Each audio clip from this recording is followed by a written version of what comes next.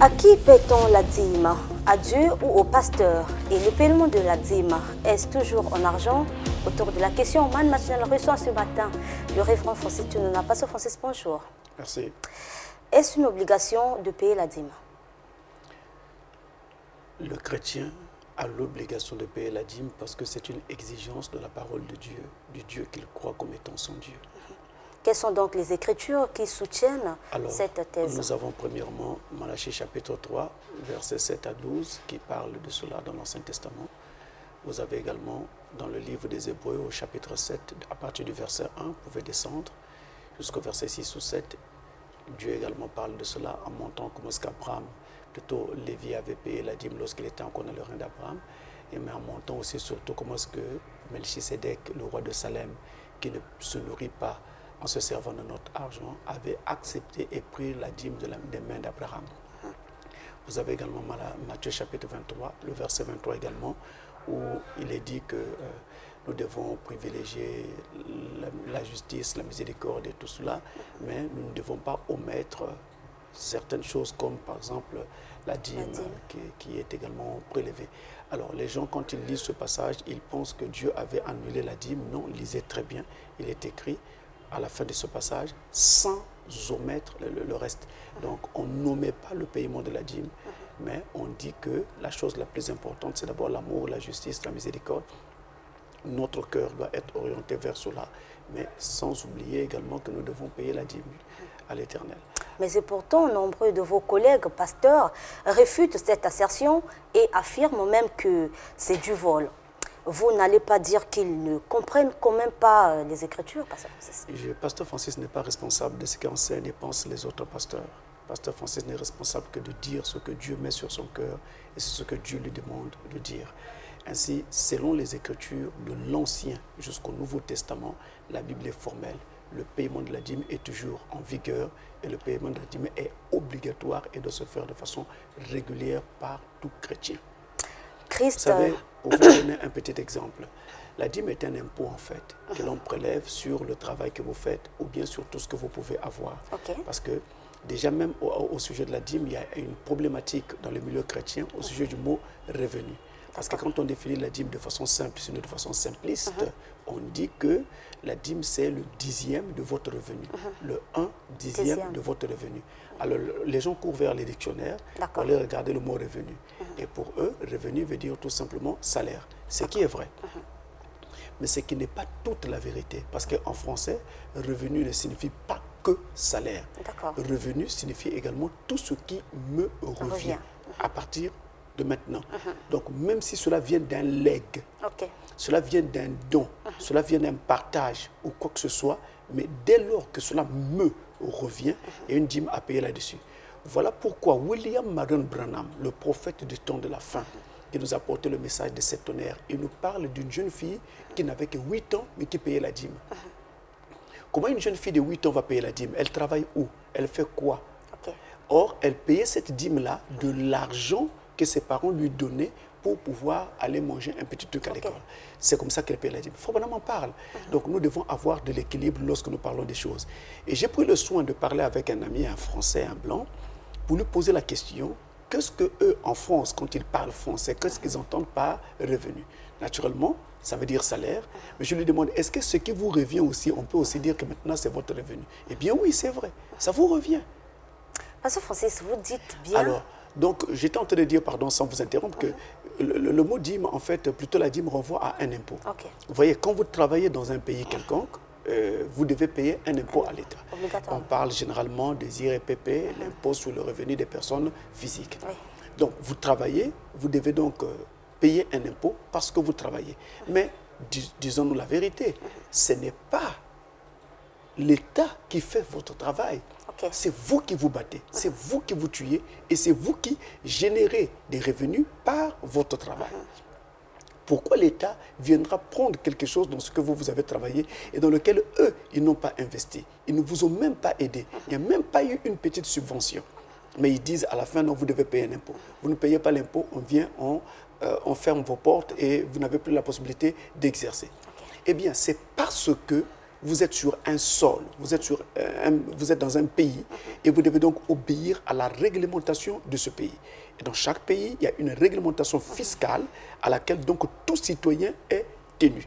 C'est pourquoi vous êtes obligé de payer un impôt à l'État. Or, avec la dîme, c'est quoi en fait? Justement, c'est le même principe.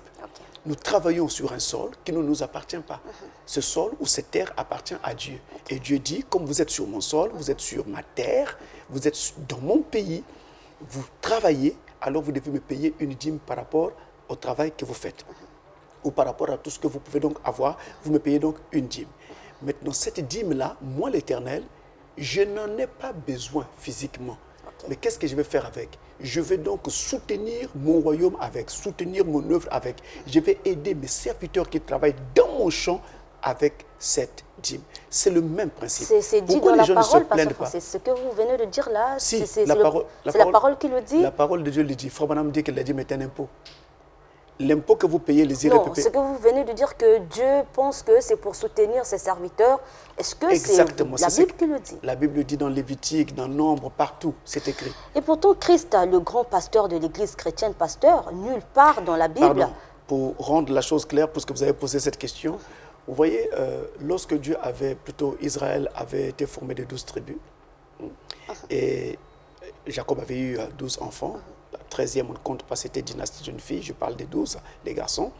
Et donc, il y avait Lévi qui était du nombre. Mais lui, comme il avait été choisi pour servir l'Éternel, Lévi n'avait pas eu d'héritage en Israël. Mais tous ses frères, les 11 autres, avaient un héritage en Israël. Chacun avait une terre, sauf Lévi. Il n'y a pas une tribu que vous allez lire quelque part dans l'histoire d'Israël, comme quoi, tribu de Lévi, avec une terre qui leur était allouée. Ça n'existe pas. Qu'est-ce que Dieu a donc fait? Il a donné à Lévi des villes dans le territoire de ses frères. Donc Lévi n'avait pas un pays ou un territoire propre à lui. Maintenant, Dieu dit, comme moi j'ai choisi Lévi pour me servir, vous, ses frères à qui j'ai donné des terres, quand vous travaillerez, apportez vos dîmes à Lévi pour que Lévi vive par cela. Okay.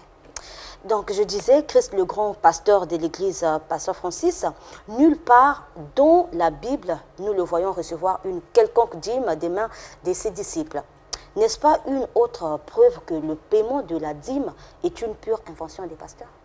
En tout cas, les pasteurs qui ont inventé ceci ou cela, cela ne tient qu'à eux. Moi, je m'en tiens à ce qui est écrit dans la Bible. Jésus-Christ ne peut pas détruire sa propre parole. De l'Ancien au Nouveau Testament, la Bible parle de la dîme. Mais lui, pourquoi il ne recevait pas des dîmes? Jésus-Christ avait un trésorier. Le trésorier de Jésus à l'époque, c'était Judas Iscariote. Quand les gens apportaient donc des offrandes et des dîmes et autres, c'est Judas qui les recevait. Où est-ce que Judas avait trouvé l'argent qui lui servait donc de pouvoir nourrir Jésus, nourrir les disciples et les aider dans les missions qu'ils étaient en train de faire ici et là, parce qu'ils se déplaçaient de lieu en lieu. L'argent venait d'où? Eh bien, l'argent venait des contributions qu'apportaient donc justement les fidèles juifs. Mais c'est Judas qui recevait. Et la Bible dit que Judas était un voleur. C'est-à-dire que quand l'argent rentrait, il s'arrangeait à subtiliser une partie de l'argent. Donc Jésus-Christ recevait les dîmes? Mais bien sûr que oui. Ok. Donc Judas s'arrangeait à subtiliser une partie pour son propre compte. Et c'est pourquoi la Bible d'ailleurs dit qu'il était voleur. Okay. Donc il avait pris goût à l'argent. Et puis ce goût l'avait finalement amené à aller jusqu'à trahir son maître en le vendant pour 30 pièces d'argent. Permettez que je revienne. Si on comprend bien, donc la dîme est destinée au pasteur et non à Dieu. La dîme est payée à Dieu. Okay. Parce que celui qui donne cet ordre-là, c'est Dieu. Maintenant, Dieu dit, moi, vous me payez la dîme à moi. Maintenant, moi, je l'utilise pour soutenir mes serviteurs, avec, pour soutenir mon œuvre avec. Parce qu'il n'y a pas que les serviteurs de Dieu qui sont soutenus avec la dîme. Mais l'œuvre de Dieu aussi est soutenue par la dîme. Regardez, nous avons la dîme qu'apportent donc les fidèles à l'église et que le pasteur reçoit. Mais le pasteur aussi a l'obligeance de payer la dîme sur la dîme qu'il reçoit. Ça s'appelle la dîme de la dîme. Nombre chapitre 18. Donc ça s'appelle la dîme de la dîme. Cette dîme de la dîme est en fait une offrande élevée. D'accord. on l'appelle comme ça, ce n'est pas une offrande ordinaire, c'est une offrande élevée parce qu'elle vient d'une offrande d'abord qui a été faite à Dieu et vous levez une offrande sur cela. Maintenant, cette dîme de la dîme que le pasteur donc doit donner à partir de la dîme qu'il reçoit, doit être réinvestie obligatoirement et automatiquement dans l'œuvre de Dieu. Donc, Dieu ne descend pas pour venir prendre la dîme, quoi. Ça se fait justement dans ce qui... Vous l'avez déjà vu, Dieu? Physiquement parlant. Puisqu'on dit qu'on donne à Dieu. Et donc, les enfants de Dieu pensent qu'en donnant à Dieu... Est-ce que... J'ai une question. Vous avez déjà vu l'État?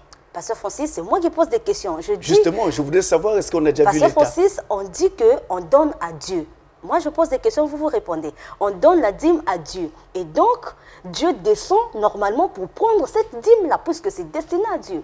On paye l'impôt à l'État. Donc, l'État doit aussi descendre pour prendre cet impôt. Non. Restons seulement sur ce que est la dîme. Pourquoi vous échappez? Non, Pasteur Francis, parce qu'on veut... Je vous ai dit que la dîme est un impôt. Il y a des services de l'État qui sont là, qui perçoivent cet impôt et qu'ensuite, ils le réaffectent aux différents organismes de l'État pour que l'État tourne. C'est comme ça que ça se passe dans tous les pays. Et dans le royaume de Dieu, c'est exactement la même chose. Et d'ailleurs, ce qui se passe dans le monde n'est qu'une copie de ce qui est... Voilà pourquoi nous aimerions entendre de votre bouche que Dieu ne descend pas pour venir prendre la dîme. Je voudrais aussi entendre de votre bouche que l'État ne descend pas pour venir prendre l'impôt. Pasteur Francis, dans l'Ancien Testament, la dîme était la part qui revenait aux Lévites, vous l'avez dit, pour n'avoir pas eu des territoires après le partage de Canaan. Mais pourquoi aujourd'hui la dîme n'est l'apanage que des pasteurs fondateurs des églises et non les pasteurs assistants, voire les collaborateurs des divisions dans les assemblées? Parce qu'au finish, il n'y a que les pasteurs fondateurs, Pasteur Francis, qui gagnent. Les autres, par contre, ne se contentent que de miettes, parfois ne reçoivent rien du tout. Vous savez, en fait, il y a eu beaucoup de guerres depuis que je parle du message, par exemple, du temps de la fin est né. Et beaucoup de guerres dans les églises en ce qui concerne ces questions de dîmes et ces questions d'argent. Et chaque fois que quelqu'un pense qu'il veut sortir la tête, quoi. Donc il va trouver comme ça une chose, soit dans l'église, soit dans le pasteur ou dans la vie du pasteur, pour créer le trouble et ensuite dire, voilà, ils ne respectent pas la parole, je m'en vais. Mais quand ils s'en vont, est-ce qu'ils font exactement ce qu'ils disent? Est-ce que finalement, à la fin, quand ils reçoivent la dîme, ils prennent la dîme, ils étalent devant tous les ministres qui sont dans leur église pour dire, voilà ce que nous avons reçu, partageons-nous cette dîme. Je voudrais voir un seul pasteur qui le fait de tous ceux qui ont foutu la pagaille et qui ont divisé des églises à cause de cette histoire. Aucun. Je dis bien aucun. De la terre, sur la terre entière habitée. Je parle sous le contrôle de Dieu et de ses anges. Aucun. Donc en fait, c'est des alibis, des faux fouillants qu'on met en avant juste pour chercher un moyen de sortir de l'église. Et comme on a déjà une certaine influence dans cette église-là, d'amener un certain nombre de gens avec eux, avec soi, et puis voilà, on se fait une église. Mais un véritable ministère ne commence pas comme ça. Un véritable ministère commence quelque part où il n'y a personne qui a cru, avec des païens, il annonce l'évangile et alors les gens se convertissent. Donc, il est capable de prendre des gens de l'étape 0 pour les amener à la nouvelle naissance. C'est ça un véritable ministère. Pasteur Francis? Donc, lorsque les dîmes sont payées à l'église, dans l'église, il y a un pasteur, c'est lui qui gère. Et ensuite, le pasteur, il a la possibilité de se faire un salaire. Et aux ministres également qui sont dans l'église et qui sont en fonction, attention, qui sont en fonction, qui ont des fonctions dans l'église, soit parce qu'ils ont été élus, soit parce qu'ils ont été désignés ou nommés, il y a un salaire qui leur est donc affecté. C'est comme à l'État. Vous n'êtes pas obligé d'accepter un salaire. Les salaires, même dans la fonction publique ou dans le privé, quand vous venez commencer un travail quelque part, le contrat se discute. Vous discutez avec votre employeur, il vous fait une proposition et vous êtes libre de l'accepter ou de refuser. Si vous refusez, c'est votre droit. Si vous acceptez, c'est aussi votre droit. C'est la même réalité dans les églises. Et donc, Jésus lui-même, dans la Bible, dit, quand il y avait un denier qui avait été donné aux ouvriers de la première heure, un denier aux ouvriers de la troisième heure, un denier aux ouvriers de la sixième heure, un denier aux ouvriers de la neuvième heure, un denier aux ouvriers de la 11e heure, la dernière heure. Alors, les premiers se sont plaints, ils disent, Seigneur, nous avons travaillé depuis le matin. Comment tu nous donnes un denier à nous et à ceux-là qui viennent à peine d'arriver, tu leur donnes aussi un denier? Ils devaient avoir un peu moins. Jésus de répondre, ne suis-je pas libre de faire de mon bien ce que je veux? Autrement dit, avec un salaire, c'est une entente, vous vous entendez. Si vous tombez d'accord, vous allez de l'avant. Il faut comprendre que l'affaire de Dieu, ce n'est pas une question aussi d'argent ou de salaire et autres. j'ai toujours dit, j'avais voulu que Dieu ne mette même pas une question de dîme sur cette histoire d'œuvre de Dieu. J'aurais vu combien de pasteurs on aurait encore sur le champ. Donc, pasteur, pour répondre à ma question, c'est pour dire qu'en fait, dans les églises, on affecte des salaires à des gens qui sont libres d'accepter ou de refuser ces salaires-là. Mais il faut aussi noter que ça doit être des personnes qui sont élues. Donc, cet argent provient de la dîme. Exactement. Donc, il n'y a pas que les pasteurs fondateurs qui bénéficient de l'argent de la dîme. C'est des histoires que les gens racontent et qui n'ont ni tête ni queue. Ils n'ont pas le fond des choses. Donc, c'est des balivernes comme ça qui se disent, qui se racontent ça et là. Et pourtant, ça se dit dans la cité. Dites-moi, je voudrais vous poser une question à vous. Pardonnez-moi, juste pour dire ceci.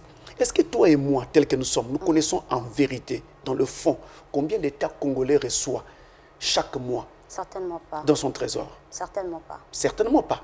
Mais et pourtant, quand on vote le budget de l'État, on dit, pour cette année-ci, voici ce dont l'État aura besoin pour son fonctionnement. Et on vous donne un montant. Mais est-ce que c'était tout ce que nous avons reçu? Et on voit parfois des gens qui se plaignent ici et là parce que, voilà, ils estiment que leur salaire ne leur convient pas. Mais l'État dit, moi, je joue à des prévisions. Je vous donne ceci parce que je pense que c'est cela que je peux faire, parce que je dois être prévisionnel. Donc c'est comme ça que les églises aussi fonctionnent, quoi, comme l'État, en copiant ce qui se fait dans... On ne peut pas diriger une entité quelconque ou un organisme quelconque ou une institution sans avoir sa tête sur ses épaules. On ne doit pas, non, parce que les chrétiens se disaient que c'est Dieu qui conduisait les choses. On ne dirige pas une église avec des songes ou des visions. On doit diriger une église sur la base des principes établis, des principes qui sont déjà bibliques, oui, mais également avec le respect, en tenant compte du respect des lois dans le pays dans lequel se trouve votre église. Tout ça, ça compte. Vous savez, aux États-Unis, par exemple, il est interdit aux pasteurs de prendre la dîme, le saviez-vous? D'accord, mais... C'est l'État américain qui doit rétribuer les pasteurs. Mais est-ce que c'est ça la volonté de Dieu? Moi, ce n'est pas mon problème. Mon problème à moi, ce n'est pas de dire... Oui, mais parce que dans les églises, on a comme l'impression que ce n'est pas Dieu qui conduit les choses, quoi. Ce n'est pas de dire qui fait bien, qui fait mal. Mon problème, c'est de vous dire ce que la parole de Dieu dit et également de souligner certains aspects, par exemple, qui se passent sur la terre. Oui. Donc, en fait, l'Église vit dans un pays et l'Église est censée respecter les lois du pays dans lequel elle se trouve. Ok. Alors, Pasteur Francis, venons-en un peu au cœur de notre thème. Dans les églises modernes, la dîme ne se paie plus que par les billets ou pièces de banque. Nulle part, nous voyons les pasteurs recevoir la dîme en nature. Donc, Dieu n'exige que de l'argent dans le paiement de la dîme, ou c'est une supercherie de vous autres bergers? En tout cas, je l'ai dit, j'y reviens, je souligne, je ne suis pas responsable de ce qu'enseignent les pasteurs. Chacun dit avoir reçu de Dieu une mission. Je voudrais croire qu'ils ont reçu cette mission de la part de Dieu et je la respecte. Allons, Pasteur Francis, vous n'allez pas dire que vous recevez et la dîme en nature et en argent. Voici ce que Dieu dit. C'est tout ce qui m'intéresse. D'accord. Dieu dit ceci. Quand vous prenez Lévitique au chapitre 27, au verset 32, il est écrit que la dîme peut être payée en argent, tout comme en nature. C'est écrit. Et donc, comment quand vous prenez le livre de Matthieu, en nature, quand vous prenez le livre de Matthieu, j'ai cité ce passage, entre-temps j'y reviens, Matthieu 23, le verset 23, nous voyons que Jésus parle de la dîme de la menthe et d'autres herbes qu'il avait citées. Donc Jésus parle d'une dîme qui est payée en nature. La dîme ne se paye pas que en argent. Si j'ai ma marchandise convertie en argent, je paierai ma dîme en argent.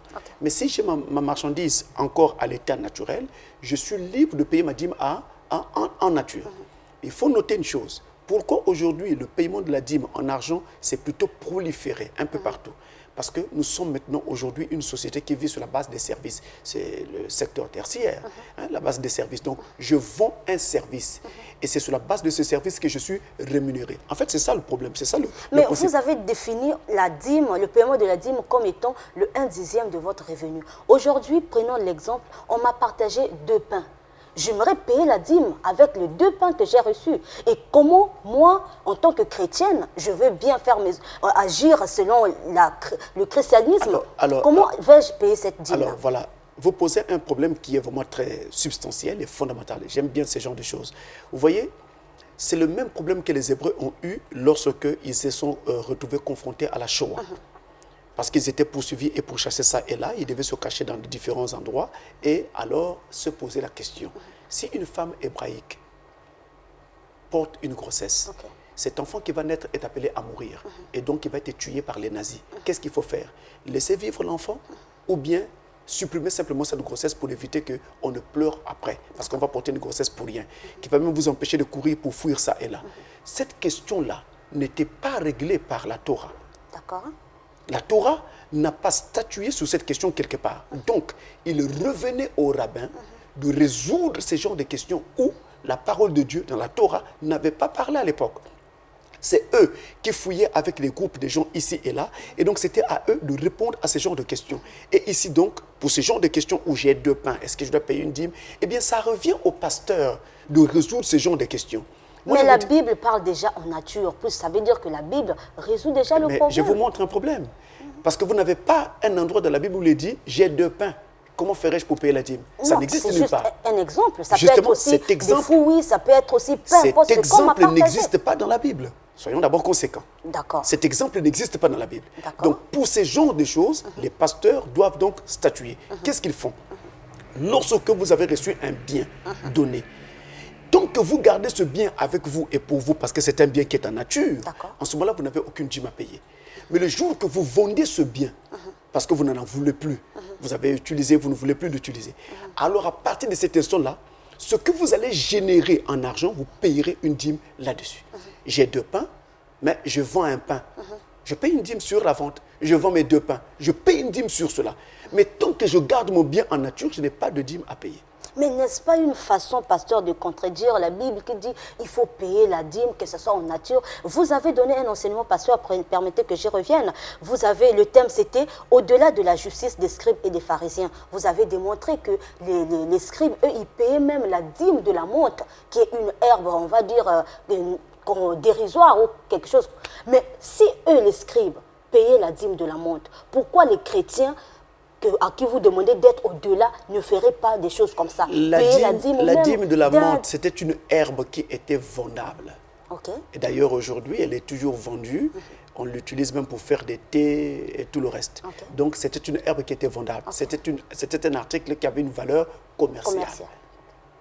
Alors, avec ce qu'on m'a donné, les 2 pains, je reviens toujours sur votre exemple, vos 2 pains. En ce moment-là, les 2 pains que vous avez reçus, vous ne les utilisez pas pour une vente. Vous les gardez pour vous. Dans ce contexte-là, vous n'avez pas de dîme à payer. Je prends encore un autre exemple qui va essayer de corroborer votre exemple. Vous avez quelqu'un qui vous partage et qui vous donne une paire de chaussures. Vous allez vendre quoi? Un soulier pour garder un autre? Mais il faut payer la dîme.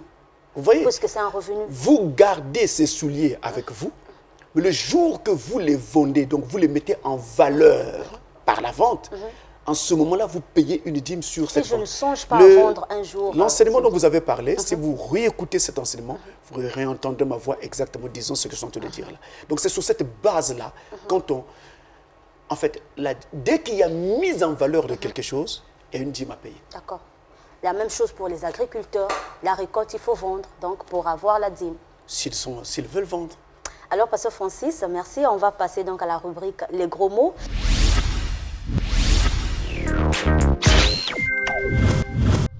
On va donc vous laisser nous donner le gros mot du jour. Alors, puisque nous avons parlé de la dîme aujourd'hui, je voudrais vous parler sur 3 mots qui prêtent un peu à confusion dans l'écriture. Vous avez le mot offrande, vous avez le mot aumône et vous avez le mot sacrifice. Alors, une offrande, c'est un don que l'on fait à Dieu. Vous avez par exemple dans Genèse chapitre 4, verset 4, où il est dit que l'offrande d'Abel a été agréable à Dieu. Genèse 4, verset 4. Donc c'est un don que l'on fait à Dieu. Ça s'appelle une offrande. Mais lorsque je fais mon don, le même don, à un individu, à un homme comme moi, à mon prochain, eh bien ce don cesse d'être appelé offrande. Il s'appelle maintenant aumône. Vous avez Matthieu chapitre 6, verset 2, où il est dit, lorsque vous faites une aumône, ne sonnez pas de la trompette.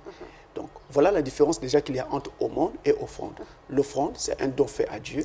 L'aumône, c'est un don fait à un humain, à un individu comme moi, à mon prochain. Pas seulement les pauvres. N'importe qui.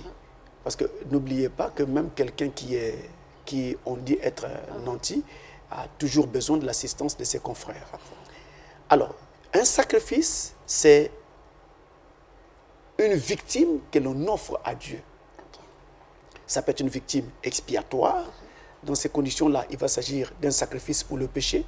Donc, c'est le cas des sacrifices d'expiation que nous avons eu dans l'Ancien Testament. Mais ça peut aussi être une victime non expiatoire, juste pour action de grâce. Je fais mon sacrifice à Dieu pour lui rendre grâce, lui rendre hommage pour un bienfait qu'il m'a accordé. Ça s'appelle donc un sacrifice. Alors, pour les sacrifices, par exemple, il y en a plein dans toute l'Écriture. Vous avez, par exemple, Exode chapitre 3, verset 15, qui en parle. Mais il y en a plein dans toute l'Écriture. Et il y a comme ça une catégorisation des sacrifices dans l'Écriture. Mais à partir de ce que je vous montre, vous arrivez maintenant à comprendre le reste. Donc c'est une victime que l'on offre à Dieu et cette victime peut être offerte à Dieu pour une raison ou pour une autre.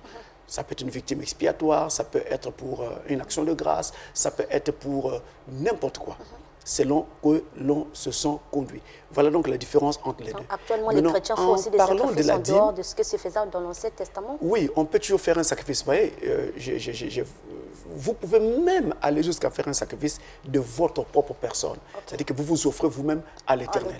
Et c'est d'ailleurs ce que veut dire le mot chrétien. Parce que quand vous êtes chrétien, chrétien signifie petit de Christ, ou bien Christ en vous.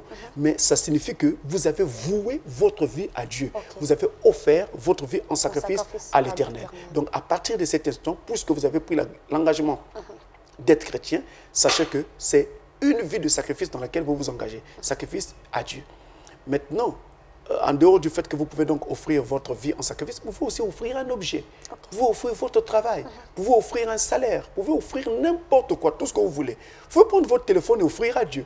Tout ce que vous voulez. Mais Dieu va recevoir le téléphone. Je vais le vendre. Avec cet argent, je verse par exemple pour une œuvre missionnaire, une campagne qui va se faire. Tout comme je peux prendre mon téléphone et le donner à une équipe qui va travailler pour le cadre missionnaire. On dira que c'est le pasteur, on va enrichir le pasteur. C'est ce que les gens disent, mais on voit ça avec les ONG qui vont ça et là et qui donnent des dons en matériel pour une campagne, par exemple, qui se fait dans le cadre médical, par exemple, qui a eu les campagnes contre le Covid et contre certaines pathologies. Il y a eu donc comme ça des ONG qui sont venus, qui ont donné à vos médecins des téléphones portables pour leur permettre donc de pouvoir rendre des comptes en temps réel, faire des rapports et tout pour sur ce qui se passait sur le terrain. Maintenant, pour revenir au mot dîme, dans le cadre de ces gros mots, en fait, la dîme est une offrande. Elle est aussi une offrande, en fait. Voilà pourquoi, en fait, la dîme, elle est rangée dans la catégorie des offrandes faites à Dieu. Pasteur Francis, merci. C'est son prix.